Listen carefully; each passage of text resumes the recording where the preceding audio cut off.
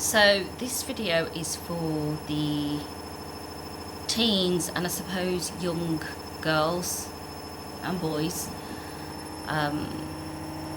Because people assume, oh, you've turned 18, you're an adult, blah blah blah, you're already sexually active, yeah, you must know all the ins and outs. It doesn't work like that, and it's best to be clued up with everything before you even start, because I would hate for my girls to learn the hard way about things. It's not nice, and it affects you emotionally, mentally, sometimes physically, and it's important to love your body, respect your body and other people's, and have the right advice from the get-go. I mean, you get the technical terms from school, probably from home with parents, and that they say about protecting yourselves with like condoms, pills, blah blah blah, but where's the conversation about how to be in sexual relationships, or even if it's just casual, how to be like? We've got to teach them that mental maturity, and like we would teach them anything, how to behave. This is important, this is affecting themselves and other people in a big way. So for anyone who doesn't know how to treat people, the first thing I'm going to say is, please don't go to porn sites to get tips or, get any ideas, because that is fake. That is not how a normal sexual encounter is. It's not. It's disrespectful. If you do those acts as a man, you are disrespectful to women, which you've got to think of, your nan, your mom, your sisters. Like, would you want them treated that way? And as a woman, if you allow that to happen, you are allowing yourself to be disrespected, and we all need to love ourselves more than anything and respect ourselves more than anyone, because that's important for our mental health and emotional state. So what I would say is,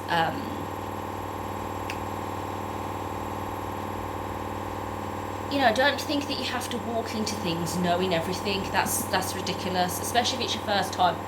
How are you expected to know everything? No one's going to expect that of you, and if they do, not worth it, right? So if you're in a relationship, then it's fun to just try things out together. Some things will work, some things won't.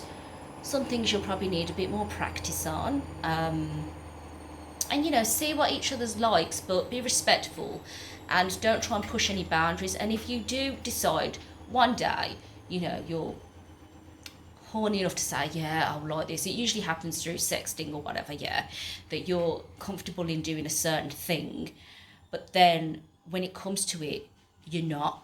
Even down to the last second, you can say no, and it's not 50 no's is a no, it's no is a no.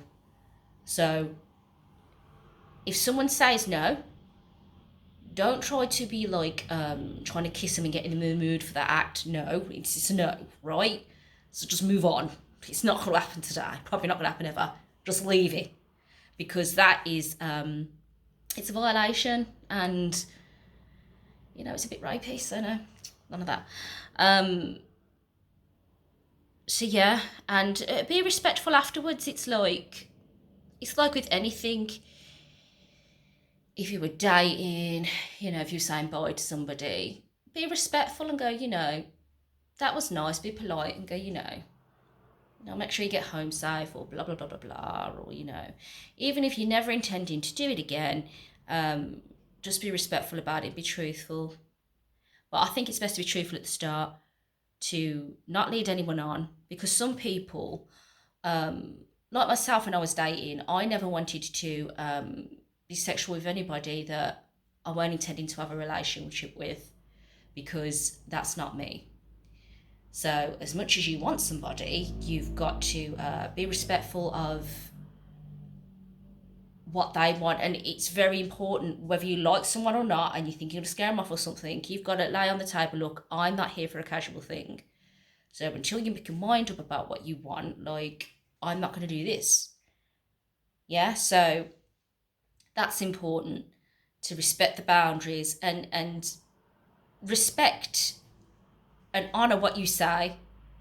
If you're saying, oh, this is not going to be a casual thing, then honour that. But if you believe it's going to be, then be honest from the get-go, even if it means you're not going to get that person sexually, because that's important, because you can affect them in the long run in trust issues or feeling used or whatever, and it's not nice. It's not nice. So yeah, that's all I can say about that. And no matter how you're feeling, you can't project your, and this isn't in a sexual way, this is in like, in any way. However you're feeling, you can't project that onto somebody. So if you've had trust issues in the past, yeah, you can say, I've had trust issues, let's work on this together. I can't trust someone instantly, let's build trust, whatever, but you can't project it onto, right, my partner did this to me, so I don't want you going out, I don't want you with this and that. No, you can't do that.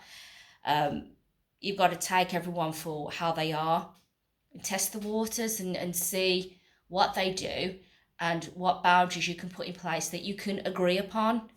But you can't control that person. Say, look, do you agree on this? Because this is what I can accept and what I can't accept for myself, for my own mental health. And if you feel I'm being unreasonable, you can easily find somebody else. But if you think that's reasonable, let's agree on it. Let's stick to it. Like with any friendship or anything like that, that's how it should be in a relationship. Like, you should be equal to each other. You should have that respect level. You should have fun, and it shouldn't be controlling, and it shouldn't feel pressured, and you should just be happy and be respectful. And I think that's where a lot of young people go wrong, and especially a lot of young girls, they feel like, if they look a certain way, if they get certain jobs done, like the lips, boobs, whatever, the latest trends, if they wear the skimpiest outfits, if they have sex with someone as soon as they want it, if they do the sexual acts that they want, that they'll be able to keep someone. It doesn't work like that. If someone really likes you and respects you, they'll wait and they'll do the things that you're comfortable with. It won't feel pressured. And we've got to instill this into our daughters, especially because girls can really go on the wrong path. And you see it in Love Island where they're in breakdowns and the mental health's affected and whatever, and you've got to build them up, and you've got to show them what's right and what's wrong in a relationship. And that's why a lot of people disagree with me here, but I let my daughter watch the soaps, watch Catfish, and what's the other one?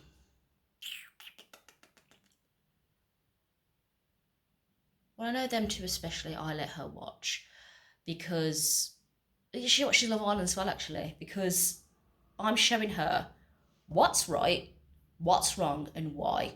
And instead of me just saying it, she's seeing it. She's seeing how it's affecting the person, what the problem was, and she's having an opinion now, going, that ain't right, getting angry about it. That's good, because then she knows if she recognises these things in a relationship when she's always like, now I know where this goes. Like, who would really know about coercive control if they didn't see it on the soaps? Like, probably these little things, I probably think, oh, it's nothing.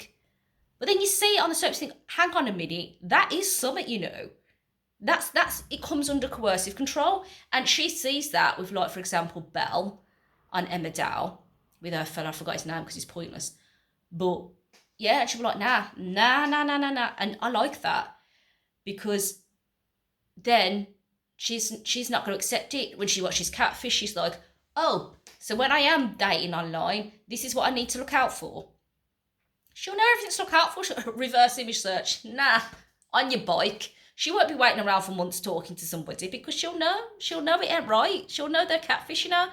And it's important. We can't shield our kids from everything, especially when they're getting older. They're going to be in high school. They are going to be dating and stuff. We've got to educate them to make the right decisions and make ourselves open for them to come to us and ask those questions and not feel awkward about it or feel like they can't come to us. That's important, because it's just unrealistic to think, oh, they're probably going to wait till the legal age of 16 to probably, be sexually active and stuff. A lot of people do it at 15, and we've got to be prepared for that. I would rather she waited, but if my daughter came to me and said, hey, I'm 15, I want to be sexually active, and I want some advice on it, I'm not going to turn around and go, no, you need to be 16, don't you dare, blah blah blah. I'm going to give her the advice she needs, and make sure she's in a safe place to do it, and just look out for her in that way, because that's the guidance they need. And that's the only way you're going to make sure that they're safe fully, is if you're in the loop. The only way you can be in the loop is to be open to the discussion of it. Same with like drinking, hopefully not smoking, but I would rather, she did it with me under my supervision for like her first times and whatever, instead of doing it stupidly with a group of friends who don't know limits, and they're just all legging each other on to down drinks and whatever, and then it ends up being they probably got alcohol poisoning, or just passed out vomiting, and the flipping dying on the floor, and the friends are just panicking and going, "Aye, let's just get out of here, we'll get blamed," and just left or something, or people take advantage of them because they're too drunk. I would rather they just come here, know their limits, practice their limits and their alcohol tolerance, and then they can be able to do it sensibly. Probably going to get a lot of backlash for this, but that's how I feel, and that's how we have to move on in the world, I think. If we want things to change, we've got to loosen the reins a bit and just have a bit of understanding. Not everyone's ready at different times to do things and want to try things, and as long as it's not too young, we've got to try and support it, and as much as we hate it, just make sure it's in a way that's safe. So comment down below. I'm going to regret saying that, and like and subscribe and share.